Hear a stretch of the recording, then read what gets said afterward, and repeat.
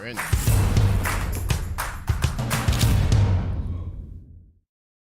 Hello and welcome to Against the Fence. My name's Sai. This is Ash, and we're here to give you the full breakdown of UFC 295, Procházka versus Pereira. Now, of course, this fight has changed a little bit. Was expecting to get the dominant matchup between Jon Jones and the other GOAT, of course, Stipe Miocic. That hasn't happened, but we are still in for a banger of an event because we're getting what we've always wanted to see: Pereira in the middleweight division going up against the best of the best here as well. Now, this is obviously going to be for the light heavyweight belt, title. Which is currently vacant at the moment since Procházka had left it, and Jiří has also put it down. So it seems to be a bit of a cursed belt, to be fair, as history has it. But fundamentally, it's going to be a scrap for the duration of which it lasts, and one I'm completely in for. I can't wait for it, Ash. How are you? Yes. How's your week, and how you think this card's matching up? Yeah, like you said, like I think we all still wanted a Jon Jones versus Miocic because there's always, like you said there, you got the obviously most people's eyes, the out and out pound for pound GOAT in Jon Jones, but then the heavyweight, the best heavyweight we've ever had in Stipe Miocic. Like, it would have been such a great fight. I think he's bigger than the Pavlovich versus Tom Aspinall. But again, with us Brits have been treated to royalty by having old Tommy Boy going up and fighting for that vacant, interim belt, and then we've always asked the question: how would Tom Aspinall do against Jon Jones? And we could actually see that if Tom Aspinall goes in there and obviously beats Pavlovich, we're going to get to see Jon Jones versus Tom Aspinall, and that's a crazy thing. Yeah. No, that's exciting. That would be really exciting. And I guess when it comes to that particular question, it's still almost a world away because what stands between that possibility is a big, scary mammoth of a man. Yeah, I know. Honestly, he's got sleeping pills in both hands, and that lever it literally just lays people out every time it touches him, and it's insane. And what does Tom Aspinall have to do in order to get that upset? I guess if you want to call it an upset, I'll be pretty happy about it. But what does Tom Aspinall really have to do in order to be able to make that happen?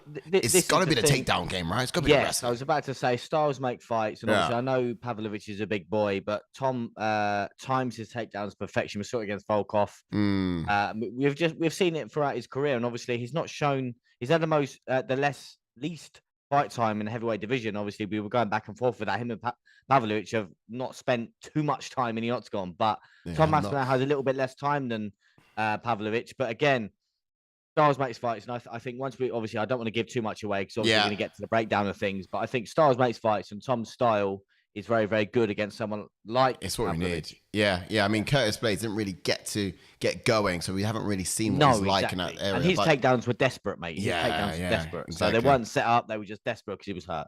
Welcome in, George Mario. Just get that little comment up there. Absolutely. Let's get the chats in. Who's in the chats? Who's here? Thanks for chiming in, guys. Welcome. Share some love. Put some emojis in. Things, how's things, Tommy? Second round sub, and that is very, very interesting because I'm thinking the same thing, but maybe first round. Hey! I don't want to give too much away. Let's get onto it. I mean, where do you want to start? Should we go from the bottom up or the top down? We can start from the bottom. We go from the bottom up. Yeah, bottom up. Give time for people to get in. Yeah, and join us. Yeah, no worries, because we've got some exciting stuff on the top end, so no problem. If you just chuck that chat down from George Mary, and then we'll boom. Get to go. So next up we have from the bottom of the card. Let's have a quick look down. Scroll. Yeah, we've got Diego Lopes versus Sabatini. Okay. All right. So here we go. Let's get that to load and show. So in the featherweight division, featherweight bout, we've got Diego Lopes versus Pat Sabatini, and in the red corner, 22-6. He's got quite a decorated record outside of the UFC, quite newly in, but he has a hell of a lot of experience. That's Diego Lopes, who's also trained Grasso in her recent win against Shevchenko. I say it's recent, it's a while back now. But it was a phenomenal upset. But of course, we can credit this man for some work that he did in her corner also. And in the blue corner, we have Pat Sabatini, 18-4. This guy's a dominant wrestler, and he's been going in there and manhandling the, some impressive competition. Let's be honest. So this could be quite an interesting matchup, I think. Yeah. What's your initial thoughts on this? How's it going to go? Yeah, so my initial thoughts on this was I'm glad it's on the main card. A lot of people are downplaying this fight for being on the main card, but don't get me wrong, Pat Sabatini on the mat is an absolute wizard. And then you look at the other guy in Diego Lopes, he's just so exciting to watch. He's still so young. Yeah. Like you said, he's had so much experience for how young he is. Mm. And he just brings everything to the octagon, like striking, Yes. pace, he's relentless, and then he's jiu-jitsu as well. So, again, this one's going to be the interesting one because Pat Sabatini likes to grapple, but then Diego Lopes just likes to just get the submission. So it's going to be an interesting one. Yeah, both quite young. I mean, you got Pat Sabatini turning 33 tomorrow. So his birthday's coming up real soon. He's going to be 33. But, I mean, what's some notable wins they've got here? So if we look at Pat Sabatini, for example, he's coming off Lucas Almeida. That was a pretty impressive win. And Tucker Lutz is in there as well. He did lose to Damon Jackson, our boy Damo, which is pretty impressive. Diego Lopes, on the other hand, of course, he's had Gavin Tucker, but he came into the UFC with a phenomenal competitive bout towards Mozav Ivloev. Now, that was a last-minute step in as well, and I did not expect it to go the duration it went, or even go the way it went. He certainly held his own, and I think even though he lost that fight, everyone was standing ovation, and it was a case of welcome to the UFC. Diego Lopes is a hell of an entrance he made, despite even losing to a guy of that kind of accolade. It was crazy. Yeah. Yeah. But I would say, whatever happens in this fight, both of these guys are now hovering outside the top 15. I mean, the next matchup, I reckon would be with a number to their name. So yes, potentially, yeah. Maybe one more for I think maybe one more after. But don't get me wrong, they're both exciting to watch. So they've got big things in their careers. Yeah, certainly do. All right, and so we want to quickly touch on how this fight's going to play out, standing or lying down. Now, what we do know fundamentally, if I get up the grappling gauges here and look at these numbers, is that we don't have a lot of data with Diego Lopes, but in his history outside of UFC, we do know that submission-wise, he has 12 wins by submission, 8 by knockout, and 2 at decision as well. So, look, submission is his bread and butter. It's something he's really good at and able to do. Watching fights and tape on this guy, I can tell you, he doesn't often go for the takedowns. It's not his choice. He likes to do it with the hands. But he accepts it wholeheartedly. So if someone takes him down, he usually finishes it. He doesn't start it, but he tends to finish it. He's just great off of his back. So that being said, does Pat Sabatini, who only knows how to grapple, he throws his hands to grapple, do you think that he's going to want to get close to someone like Diego Lopes, or is he going to want to start feinting those entries so he can really work in his hands and try to spark him out that way? Yeah, I think, like I just mentioned with the Tom Aspinall fight, I think Sabatini needs to set the takedowns up, just purely because any which way or form, Diego Lopes will grab a hold of you. And even if I think if Pat Sabatini gets it to the mat, I still think Diego Lopes is, like you said, he's like a wizard off his back anyway. So I think if it stays standing, I think Lopes could take it just purely because of his pressure. And he's probably, I know we're going to go to the gauges in a second, but he's definitely got better striking than Sabatini. But this is such an interesting fight because I really don't know what way to go grappling wise because they're both so good. And like you said, Sabatini, his past to victories are taking it to the mat and getting a submission. But then I'm not saying Lopes takes it to the mat and gets the submission, but if he gets taken down, he goes for the submission. Yeah, and he gets it. He wraps it up. He's so good off his back. It's impressive. I mean, he had a few submission attempts on Ivloev that looked grimacing. Exactly. I think just before the final bell, he had him in a very compromising position. Exactly. You know, add another 30 seconds onto that fight, and it could have ended differently. That's what I'm saying.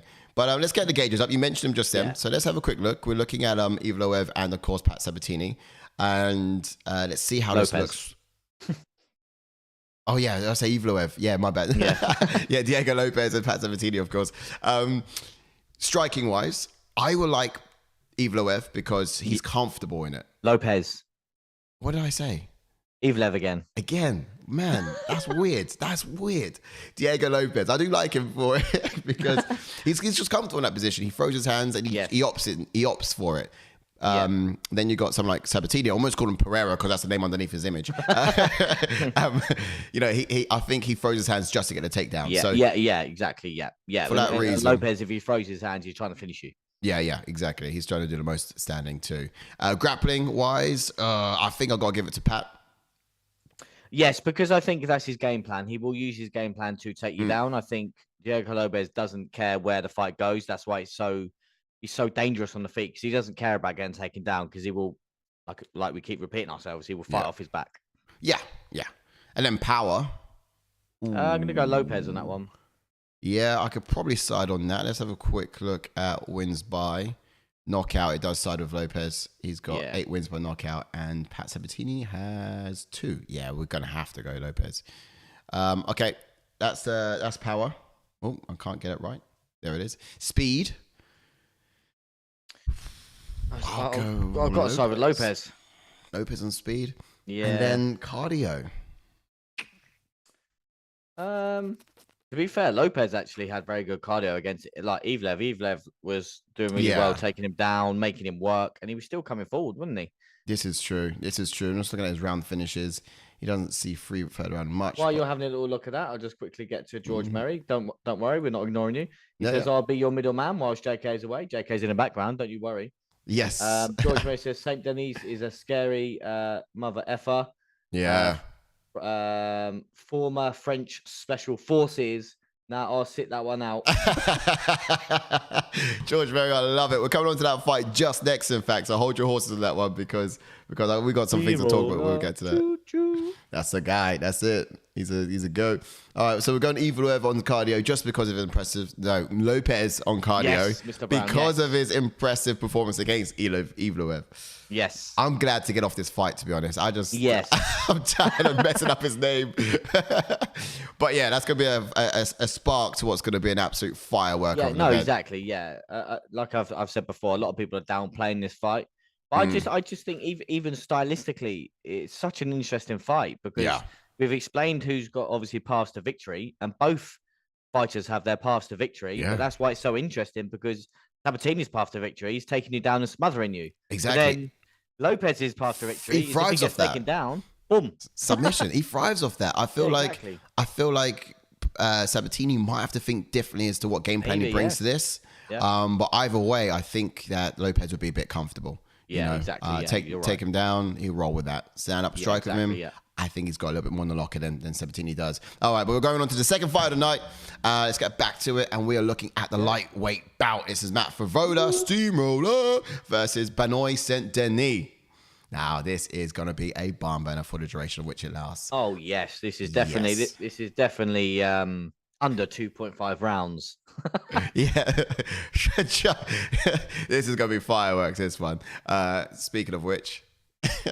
Is it not freezing now that you're doing it though? No, it does. Working okay. I think it's just, it's running. It's not a heavy stream thing, is it? So cool. But yeah, decent enough. And look, that's it's crazy. You're right. We got what's going to be a firework of an event of a fight between Matt Frevola and Benoît Saint-Denis. George chimed in on the chats wisely saying that he is a ex Special Forces. Yeah. Veteran, basically. This guy's a killer. Yeah. He comes in there and pain is his game. He's very much mind over matter. You could hurt him, you can cut him, you could probably torture him in the octagon, and he's still going to be keeping his wits about him. You know, he's born and bred in the fire. Speaking of that, I can't remember the guy's name. Where is it? There it is. Yeah. So, speaking of obviously taking a bit of punishment, that Ezekiel Dos Santos fight, the first one, that Dos Santos, his debut, put an absolute punishment on him, and he was still standing. The ref, obviously, the ref should have stopped the fight a lot sooner. But the toughness of Saint-Denis and he's still throwing after getting absolutely manhandled.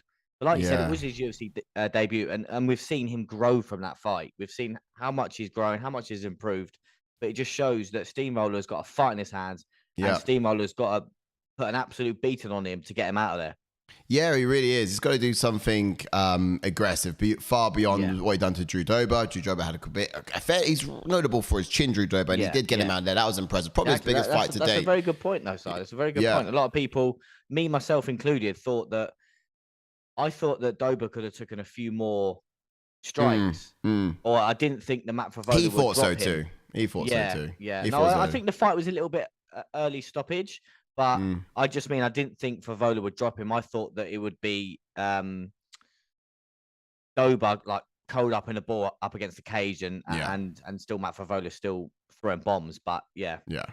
No, I hear that entirely. And look, it was an impressive win, probably his best one to date. Yeah. And this one coming in now against the French Swiss Army knife. That's Benoît Saint-Denis is going to be, I think, that a little bit tougher as well. So record-wise, you got in the red corner 11-3-1, and then in the blue corner 12-1-0. Now, the biggest difference is here. I think it's probably just going to be height edging it for Saint-Denis, and reach as well. So he's going to have the advantages physically. However, in terms of ability to move on the feet, I'm in the likeness of Matt Frevola. He's great at moving on his feet. He's great at throwing an offense to every defense that he throws, vice versa. So it's just going to be getting Saint-Denis swinging and missing and hitting air. However, if these guys do opt in to brawl, we know Matt Frevola is sick in a brawl. And we also know that Saint-Denis will not shy away from a brawl. So it's really going to be the person who can either be... who can have the better head movement in those scenarios. Who zigs before they zag, if I mean, yeah. Exactly. But I think the real winner, if these guys come together, is just going to be the fans. Because, I'd love to see these guys throw down. We are the real winners in this fight, yeah. Yeah. However it ends up. But real quickly then, in terms of where this is going to take place, I think whilst Saint-Denis does like to grapple, it's kind of not his bread and butter. He does exactly. And that's it. Yeah, exactly. I agree. He's got a lot of takedowns. Defense is quite high, and I think everything else kind of a bit on par. Takedown average is a little bit higher than Frevola, who does like to stand for the duration. He does, but he's obviously trains with Sterling and Marab and all them dogs.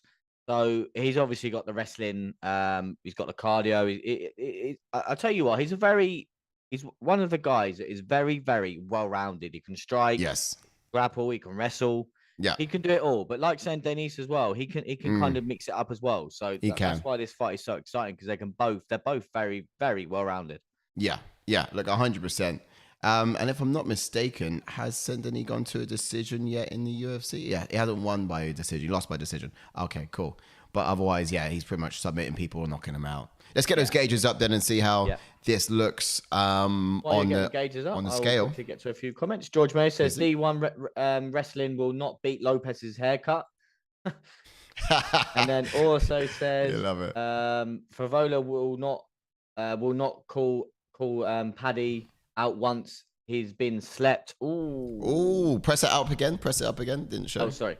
Yeah, I had to click off it because every time I click on it, it comes up with that menu. So you may have to read them out because I can't see the full comment. Gotcha. Jake knows what I'm on about. Yeah, I got you. Frevola will not be calling Paddy out once he gets slept. That's some strong words.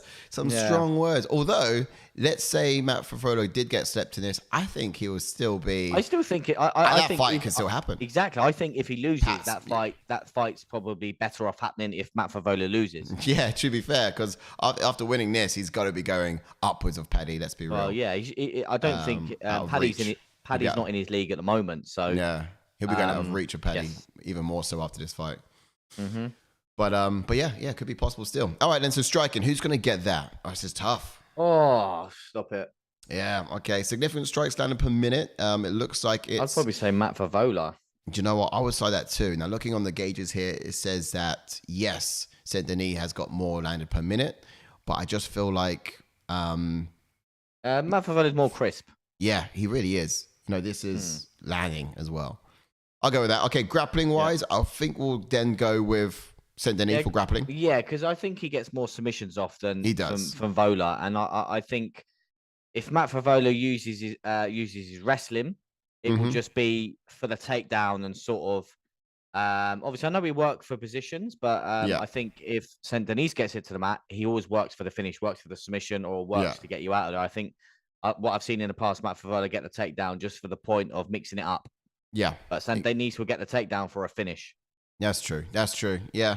And then what about power then? Who's this sit with? Because that's going to be quite difficult too. I could probably give it to both of them if I'm honest. Yeah, probably because I've seen more recent of it. I've seen Matt Frevola. We've seen Matt Frevola drop Dober. And Dober doesn't get dropped very often. So, if he gets dropped, he doesn't get knocked out of there. Yeah, no, exactly. But yeah, I'll probably have to give it for Matt Frevola. Okay, cool. Just because I'm really soft for that one, I'll go with it. And then speed-wise, I'll say Saint-Denis. You would? I'll probably go for Voda for speed. I mean, just the way he moves. Tell a lie. He's more elusive on his feet, actually. Yeah. The way he moves with his feet, he's there to land the strikes and he's out of there. I think that's really good. And I just feel like Saint-Denis doesn't have that agility in his step yet. No, yeah, you're right. It's very much, he's either gear forwards, gear back, but he never really has that dexterity to maneuver between the two so well. Okay, and then cardio-wise, Matt Frevola for me. You think so? Because Saint-Denis got to go from went I to know Saint-Denis the end of the earth with his debut. I've got to go Matt Frevola just because he's a cardio machine, like his teammate in Marab. He just puts a pace on you, and I think that could cause Saint-Denis problems in this, because I don't think anyone's put a massive pace on him. Obviously, we saw I mentioned Dos Santos in that third round put an absolute pace on Saint-Denis, and he couldn't kind of get going in that third round. So I think if Matt Frevola starts quick, it could be uncomfortable for Saint-Denis to get going. Yeah, fair enough. And to be fair, Saint-Denis has only gone to decision once, and he lost it. So yeah, looking at that, he pretty much has a lot of things within the distance. Yeah. Well, look, okay, cool. Well, that's how it looks. It's really going to be a landslide for the red corner. It does look like a huge advantage there for Matt Frevola. I would probably argue that, yes, both of these guys do share the equivalent dose of power. And I'll probably mark it up like that myself. But it does still leave the red corner to look dominant. And how do you think that's going to pair up on the night, Ash? Would you? I mean, I think loyalty-wise, Matt Frevola. But, you know, do you have any part of you that thinks Saint-Denis? Yeah, there's a slight little worry because I know how dangerous Saint-Denis is. But I think, as I mentioned now, I think if Matt Frevola can start quick, put a pace on Saint-Denis, then I think Matt Frevola can win this fight. And I think he can get the finish as well. Yeah. Just because Saint-Denis is so game, and I think if Matt turns it into a brawl, Saint-Denis won't shy away from that brawl. Yeah, and that could be. And he's done it in his last two fights. Matt Frevola's done it his last two fights. He got a brawl out of what is his name? What is his name? Let's have a look. You got Drew Dober, you got Ottman. Ottman, that's it. Even Ottman's the one with the power in that fight. Yeah, that's impressive. Like we were saying, the crisper striking and the accuracy from Matt Frevola. Yeah. And the same with Dober. Who would want to go into a brawl with someone like Dober? Matt Frevola did that and got the finish. Not me. There we go. I'll be going for Steamroller. Come on, Steamroller. Let's go, Steamroller. Let's get that one done. Let's get into the third fight on the card, and we're back with the ladies tonight, everyone. Jéssica Andrade versus Mackenzie Dern, and this one is in the red corner, 24-12-0, an absolute veteran of the sport. Jéssica Andrade there with 24 wins next to her name and 12 losses. And then in the blue corner, 13-3-0. So she's not too accustomed to losing, but she has experienced it as of late as well. Mackenzie Dern, who is your Brazilian Jiu-Jitsu pedigree champion. So she's pretty much really slick on the ground in those scenarios. Yes. And I believe for Jéssica Andrade, her showing tonight at MSG will be her fifth appearance of the year. Yes, that is absolutely mental. She is active. She's out there. And I think it's probably the second one for Mackenzie Dern this year after her win against Hill, which was fairly impressive earlier on. But she kind of find herself as a bit of a, not really moving up too much, Mackenzie Dern. She's beating people underneath her, but she's not really beating people above her. And if she gets a win tonight, I just think that's going to be huge for her to really sort of unlock that next momentum in a gain and growth towards the belt. This is a funny one for me because obviously Entourage she got submitted obviously in her last fight. Mm-hmm. That was against Talia Santos. She did, and so she's lost 3 in a row and she got finished in all 3 and 2 by submission. And then she goes, "Oh, you know what? I'll fight again, and I'll fight someone that can absolutely submit me to hell in Mackenzie Dern." Probably the better submission person out of which I don't know. I'm all right. Tell a lie. Blanchfield. She's probably better at submissions than Blanchfield. Her grappling is better than Blanchfield. Sorry. I think I think her Talia Santos though. Tatiana Suarez though. I think her submission game is better than Dern. But then Tatiana Suarez's wrestling is better. So true. That's what I mean. When you get someone like Tatiana Suarez taking you down, you're not getting back up. So that finish was inevitable. Absolutely. I think you've got an argument of wrestling and then some and Brazilian Jiu-Jitsu, haven't you, in this one particularly? Yeah, so I was very, very shocked when this fight was made. Obviously, Entourage, as I said, she's got finished in her last 3 fights, and 2, she's got subbed twice. So and then taking a fight against Dern. Is it wise? Is it wise? Exactly. Look, I hear you exactly. It's a difficult one. It doesn't make sense on paper. However, it is possible. And I guess we're going to get into how it starts standing, my friend. It does. It really does. That's the thing. I don't think that me and JK will agree to the end of the earth with this. Dern never sets her takedowns up. They're not very polished, if you get me, her takedowns. But obviously, once she gets into the mat, it's only a matter of time before a submission attempt is there. Yeah. But she's got to get it to the mat first. I've tended to notice actually in like the last 1, 2, 3 perhaps fights, maybe even 4 fights with Mackenzie Dern, certainly the last 2, she's been so close of getting the fight out of there via submission. She did not go to decision in multiple fights. I mean, she didn't need to rack up those decisions because she was so close to finishing it on the ground.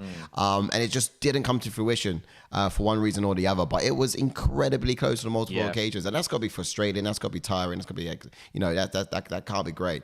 I don't think Angela Hill should have gone to decision. She should have finished her via submission earlier on in that bout. I think she had at least 2 or 3 different opportunities to do so there. So I'm not quite really sure what it is. She's great on the ground. She's great with Brazilian Jiu-Jitsu. Like her attempts, they're phenomenal and they're prolific. She's had a lot of them. It's just, that very final push to get in the tap hasn't been in the last couple of fights. Unfortunately, but look, it could be there on the night for Jéssica Andrade, who doesn't like being on the ground. No. Well, speaking of being on the ground, JK's pulled out a stat for us saying let's have it. Andrade has been submitted the most in the flyweight and strawweight divisions. Yeah, which is mental. Sorry, I clicked off it. One more time. It's up. There. I clicked on it. I feel like you keep clicking it up and down because it keeps coming up and down. Oh, does it? Oh, sorry. So click it once. Oh, did it go down, did it? There it is. Now it's set. Now it's set. Yeah. I was double clicking because I thought that blooming message is annoying me. I can't read the bloody comment. Double clicking, it comes up and down. But submit the most in the flyweight and strawweight division. Yeah. And she's fought the most as well. Look at that. 24 plus 10, 34, 35, 36 fights she's had so far. And this chick is not slowing down. Not signs of anyway. I will give you that comment. Hopefully it's up. Yep, it's here. I can see it. Shall I go? Yeah, Dern's wrestling. All right, no worries. So Dern's wrestling isn't great, but her Brazilian Jiu-Jitsu is great. So if it can go down, I favor Dern. But if Jéssica has done her homework and worked on her grappling from the last fight and keep it on her feet, then I guess what he's trying to say is it could be a little bit different. And look, George, you're absolutely right. And the reason why I'm not liking Jéssica Andrade doing this is because she's had 5 fights this year. How much time does that give you to really work on? She's been going out of one straight into the other one, out of one straight into the other one, And in the last fight, I did say I hope she's worked on her defense, on her wrestling defense, and she hadn't. And look how that ended. Let's get this chat as well from George Merry. He says it'll be Jéssica by KO or TKO. Very difficult styles. So he's confident that it will stay standing and he will catch Jéssica. He wouldn't catch Jéssica Andrade. Jéssica Andrade will catch Mackenzie Dern. Well, it's very interesting. They get their gauges up. Yes, let's do so. I mean, I do want to shine something on this fight, and it's just going to be the striking of Mackenzie Dern. It's coming a little way, Her bread and butter, of course, as you know, is Brazilian Jiu-Jitsu, but her striking has been ever more improving. We've seen her go out there aggressive against Angela Hill.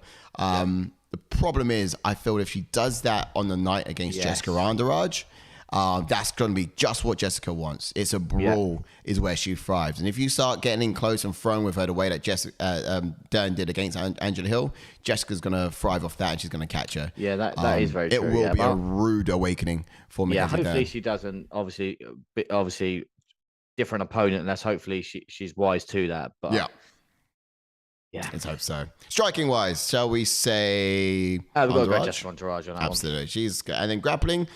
Done. Yeah, okay. Yeah, we're going to come in. This one's quite an easy one, mate. We can fly for this, don't we? Yeah. Power. Entourage. Absolutely. Speed entourage. She's rapid. Yeah, okay, give you that. And cardio. Done. I don't know, because I've seen Entourage still throw heavy. Yeah, but she breathes heavy too. Like she's been in the later rounds gassed and exhausted because she throws heavy quite early on. She doesn't really manage her tank because she doesn't get there often. This woman has had what was it now? I think I had something in here. Only 2 decisions in the last 5 years. So that's 5. Is that for Dern? No, Andrade. So that's 12 plus fights that she's had in the last 5 years, and only 2 of them have gone to decision. Like she does not go the distance. Either she gets submitted or she, she finishes or she gets finished. Yeah, that's true. Yeah, you could whack it on Dern then while I whip up the old comment from Raphael. Welcome in, Raphael. What's up, Captain? Well, sir. He says, salute, my brothers. Salute to you, sir. It's good to see you. Well, good to see you, man. Thanks for chiming into the chats. Wasn't it? I'm going to give you some balloons. Yeah, I have some balloons. Thanks for coming on by. All right, cool. So that's done.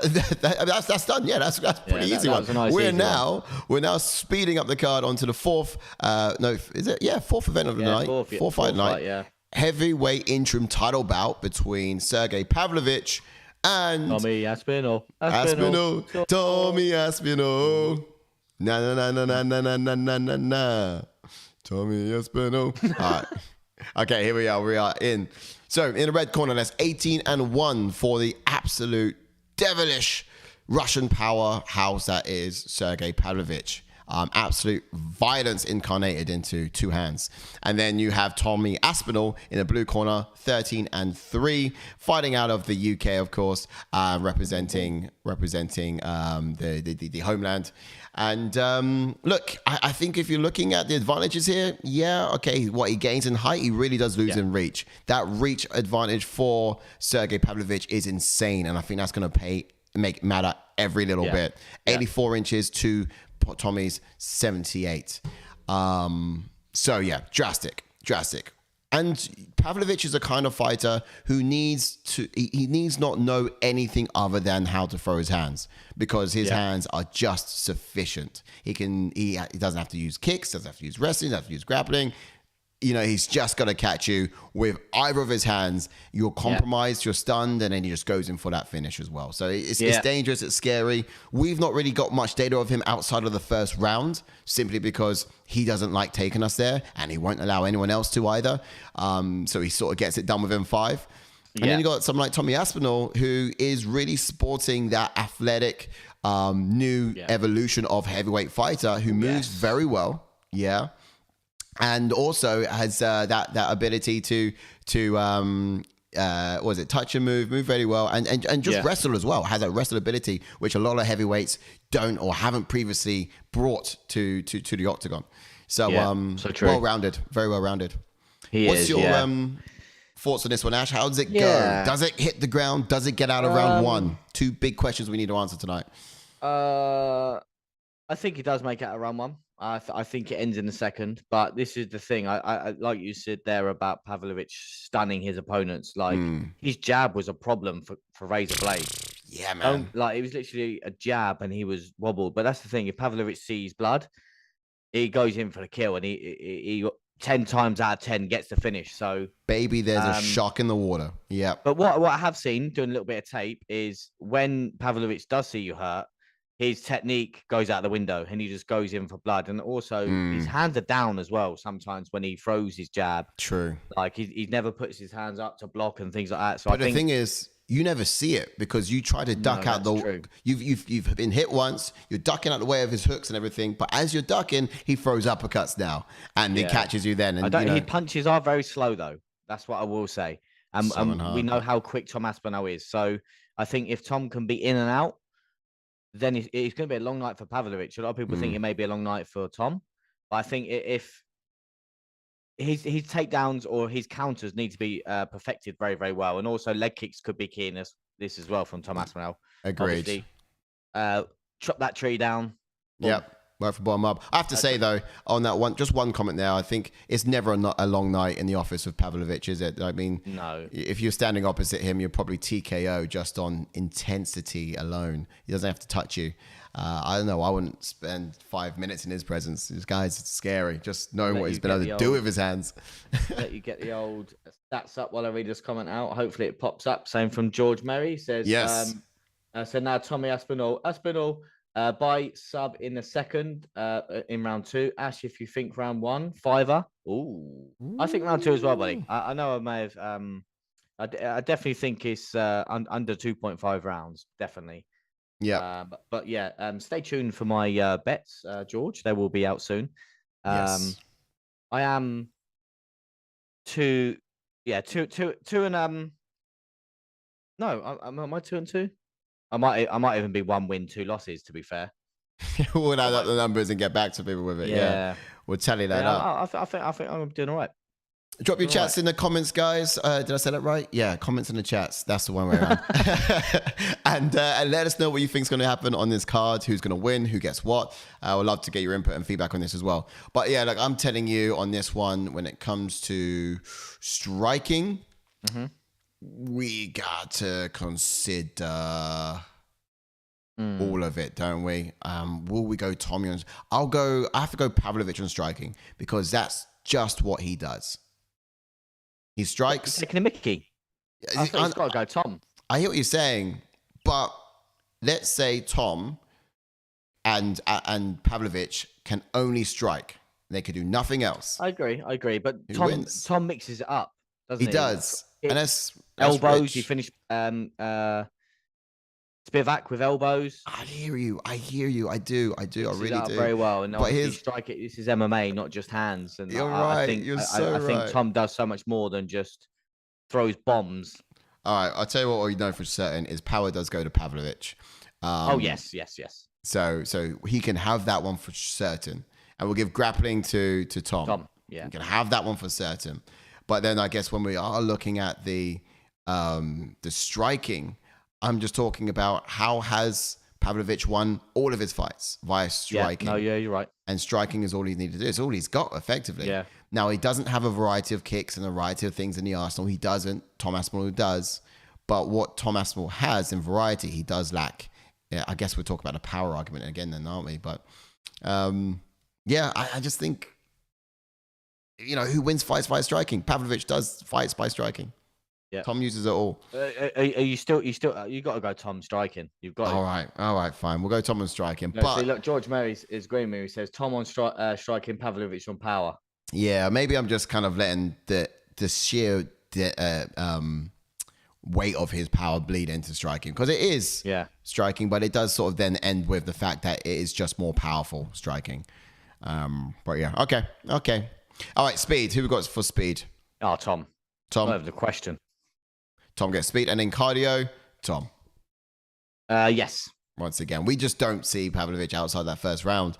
Yeah. So, look, it's all blue corner for Tom. However, I feel like that is a huge misdirection because it's true. Power from Pavlovich is insane. So much so, this is more of an even scale than it is a full blue corner dominance. You know what I mean? Yeah. So, for example, Tom Aspinall's grappling could be taken away like that in one punch. Oh, yeah. His cardio could be taken away in one punch. Do you know what I mean? That power is enough to really compromise and take a lot of this out. But one thing I do want to say is for that first round, it's going to be so important. It's 100%. It's very important. You just got to get Pavlovich out that first round. You do. It's a game of survival for Tom.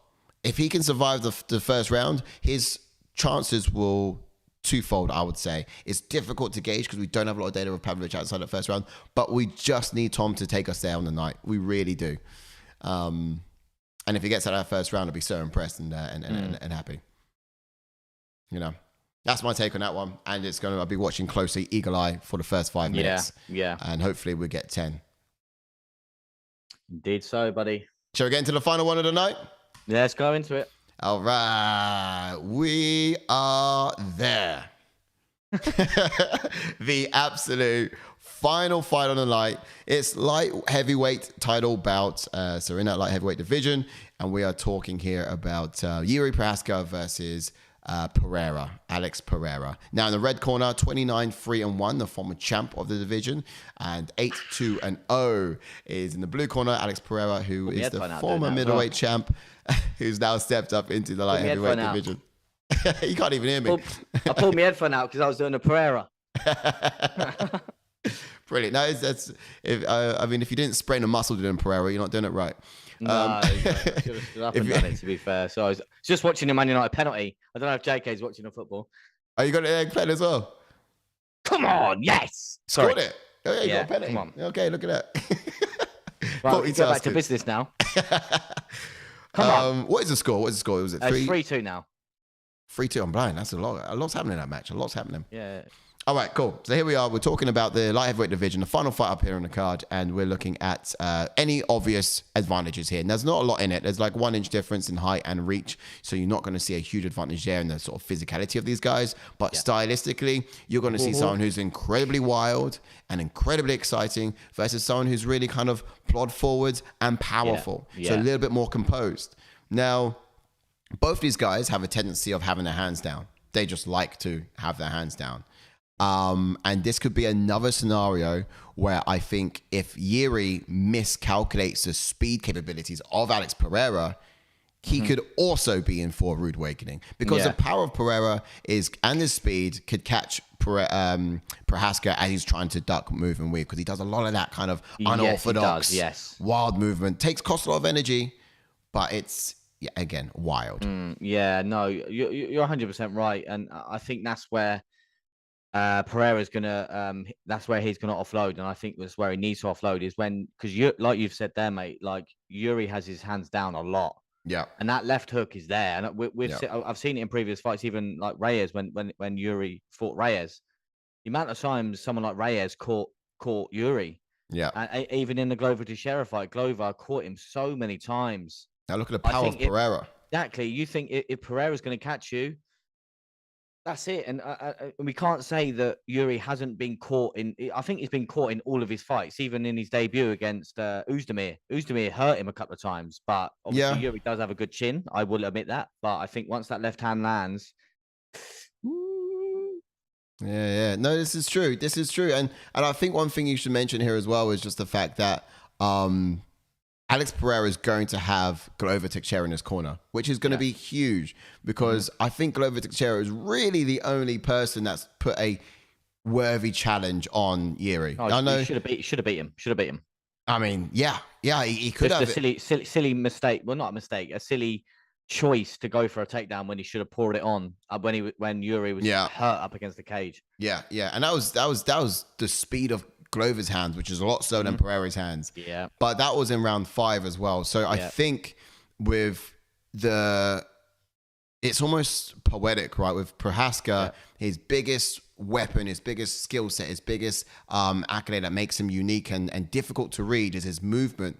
But it's also going to be the thorn in his side, or the bane in his back, that's actually going to cost him the fight too, because it's going to wear him out. And as he gets exhausted, round 3, round 4, round 5, he might still be able to throw aggressively and be dangerous, but his ability to move and be and just be that defensively sensible it completely tarnishes. It lacks. It goes out the window, and that is really where Alex Pereira can hit him. So my take on this one pretty much is where you have, let's say, rock beat scissors, or is the exact same way where you have composure beats wildness.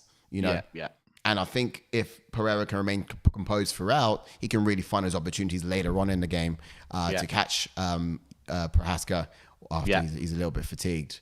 But can you gamble? Can you bank on the cardio, the stamina of Pereira? No, I think you're right, because we've seen Pereira go 3 rounds against Bruno Silva, and his cardio was, and that was a middleweight as well when he was cutting weight. So he's going to have a little bit of better cardio at obviously light heavyweight. He went 3 rounds with Jan Pavlovich, didn't he? And his cardio did really well, to be fair to it. So, but obviously this is 5 rounds. So Jiří's cardio is going to be fine. I think Jiří will probably get cardio, but like you said, will that power be there for Alex Pereira for the 5? I think it will. Will it make the 5? No chance. But cannon for arms, isn't he? Yeah.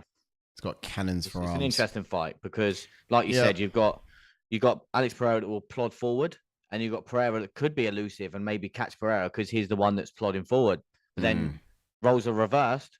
Alex Pereira could be the one that catches Jiří because he's doing too much wild stuff. Yeah, he's very free spirit, isn't he, Jiří? He's freestyle, and he has his hands outstretched, trying to control your guard. Exactly, And that's it's good as well, because he can control your guard, create gaps to land himself. But when his hands are out here, it's almost like left hand, nobody's home defending the house. Exactly. And that's where, Pereira can punch around that guard because his hands are already out here, and he's good at doing it. He just got to get his hands free from the initial grab and around the side. And look, we saw Glover do it a few times, put Pereira's power to it, and we can see some compromising things. Yeah, exactly. Should I I'll get the let you gauges get up? them gauges up while I get some Alright. comments. The old menus in front of the comment. If you could read it out Okay, for let's me, have a sir. look. Okay, so George Merry says the lack of tape has made this fight so much more entertaining. We know Tom can float like a butterfly, but Sergei can sting. Yeah, that's the fight just prior to this one. You got to keep up to speed with the chat, Sash. You got to be on them a bit faster. But It's because the conversation flowing. I don't want to interrupt anything. that will bring about a bit later. But no, really good point on fight 4 tonight, and I think you're right. I mean, I love that as well. Float like Tom Aspinall, sting like Pavlovich. Ali. And then we have here Jiří via sub round 3 is what George Merry's saying. He think that he will wear Alex down with the stand up and takedowns and then attack his prey when they're weak. True samurai. So wow, okay. Yeah, look at that. George Merry comes in again. He says, gone. I just last one here. He said Glover's head on a spear. Now he's coming for the apprentice. Oh, this guy's a full believer. He's a full choice believer. of words there, sir. But I think that's obviously a definite path to victory for most people when they fight Pereira. Is obviously we don't know how good he's wrestling. I know Izzy took him down, so if Izzy's going to take him down, and I think most light heavyweights can take him down, if you get what I mean, because obviously Izzy's predominantly stand up, isn't he? So yes. Yeah, that could be a path to victory. No one thought that Jiří would get the sub on Glover. Everyone thought that Glover would get the sub on Jiří. But I no think one foresaw that's a that. definite path to victory for Jiří if the stand-up's not working.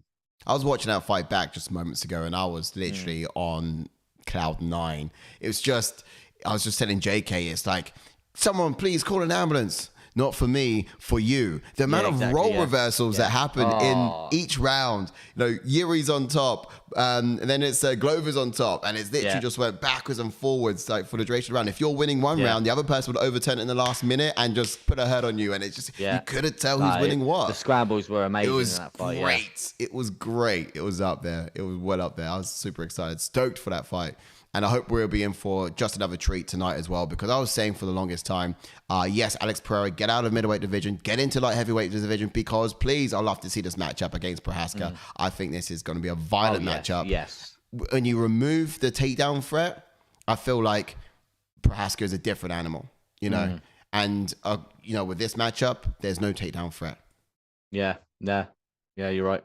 Yeah. Oh, we got the gauges here. Did we not do them? We got to do them. Okay. No, do the gauges. There you go. All right. So power striking, we'll go for Pereira. Yeah, he's got some tools. More decorated.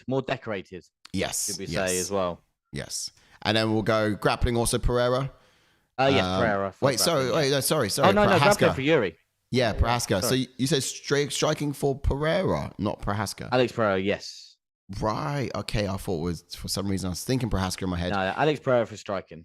Right. Okay. And you're sure about that because he doesn't have much leg kicks. I am 100% sure of the Hall of Fame of Glory kickboxing. Yeah. Okay. Yeah. Fair play. Immediately, I was like, "Yeah, no, good point." Oh wait, hold on. Yeah, let's look at Procházka though, because Jiří is incredibly decorated. He was. Yeah. You're right, but I can't go against Pereira because his striking is just. But it's like you said. Now you're making me think now because obviously Jiří's so elusive. He does mix in flying knees. He does. He's got leg kicks and all sorts.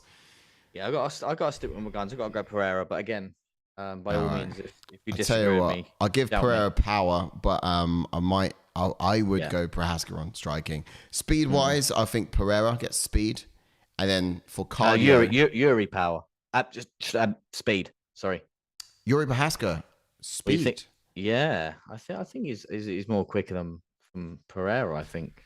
See, this is different. I would go. You got the slow plodding forward of Jiří. Yeah, but then his hands, they just whip. They whip strong and fast and rapid, and I think against we're coming up to a hard one here, mate. We're just on everything. Because I know because Jan Blachowicz was literally saying in his fight that he'll struggle with the speed of Pereira, but then again, Jan Blachowicz fairly slow. Well, he's quite fast to himself. I just think he's going to be fast in Glover. Yeah. And watching that fight with Procházka versus Glover, Procházka wasn't that fast either. Yeah. You know, especially when you're right. Yeah. You know, he's fairly elusive and a lot of misdirection. But when you're talking about snapping and a lot of torque in your punch, yeah. It's. I'll go Pereira on that one. But then, I would. Ideally, I would put striking on. Go on, I'll let you have one because I'll have striking. And who do you reckon goes for speed then? Speed. You decide speed. Yeah, go Pereira. All right, cool. All right, so that's our gauges. Do you guys agree at home? Let us know in the chats below. Quick couple of comments. Let's see what they say. Raphael's in, and I've popped it up because the old menu's in the blooming way of the comment. I've got it right here. Hey, Raphael. So thanks for chiming in. He says Pereira is very dangerous early on in this fight when his ferocious knockout power is uninhabited by fatigue. Okay, really well put together that. So basically, as he fatigues, he's not going to relinquish his power. It's still going to be there, he thinks, later on in the fight too. Pereira has mastered, he's a master of grappling for, does it mean Pereira? Surely it means Procházka. But for over the last months, and I think Jiří might be careful for that style. I see what you're saying, right? So only recently, because he's training with Glover, he would have mastered the grappling. Yeah. But, grappling takes years. It takes years. Months might not be enough, as much as it could be all he's been working on. I think that's really just going to get you a decent takedown defense more than a takedown offense, you see, on the very least. So here, George Mary chiming in. He says, Alex has a traditional kickboxing stance, and obviously because of his years in it. But Jiří has found many holes in it as well. So if he can do what he did to Glover, Alex is in for a rough night. Okay, yeah, fair enough. So he thinks if Procházka has a similar approach that he did with Glover, then Pereira could really suffer there. Yeah, I agree. I think, I don't know. Largely because Procházka allowed it to go long. If this fight goes long, I like Pereira for it. Yeah. I think I like Pereira for it. I'll be going for Pereira on just because he can catch him. We're going for I just think because Jiří so with his hands down a lot of the time. I think Pereira can just I think Alex Pereira can catch him. Yeah. The way that Procházka reaches his hands out, and when he does reach him out, he holds onto your guard, and he's trying to control your guard. If you just slip your hand away from that and put a left hook on, then look, that could be a good night to Pereira. And the Glover caught him with a 1-2. Simple 1-2 in like round 3 or 4, and really had Procházka up against the fence. Yeah, you're right. Pereira in that scenario, he's not going to shoot for a takedown. He's going to keep throwing those hands once he's got him compromised and hurt. So look, I just for Pereira, he just got to have the gas tank to get to the later rounds. Exactly. Yeah, and he's got the fight, in my opinion. Yeah, you're right.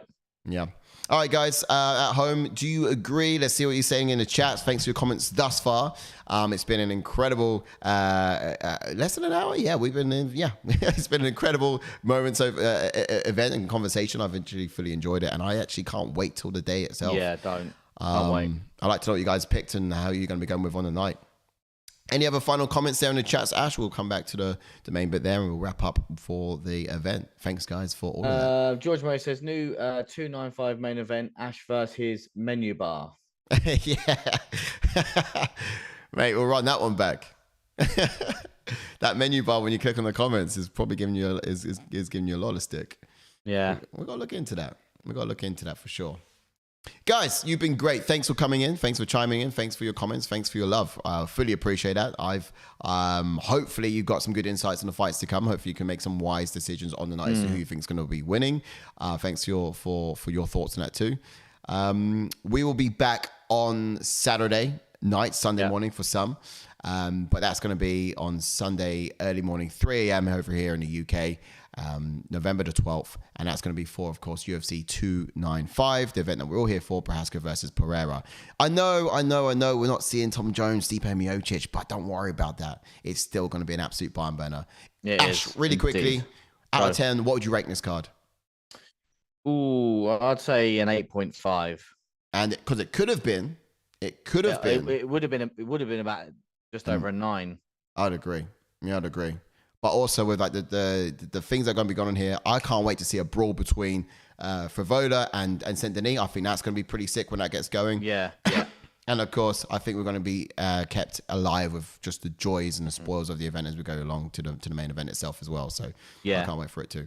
All right, that's awesome, guys. You've been great. This has been absolutely fireworks, and I guess we're just gonna have to see you on the weekend. So chime back on in, like and subscribe. I'll see you then.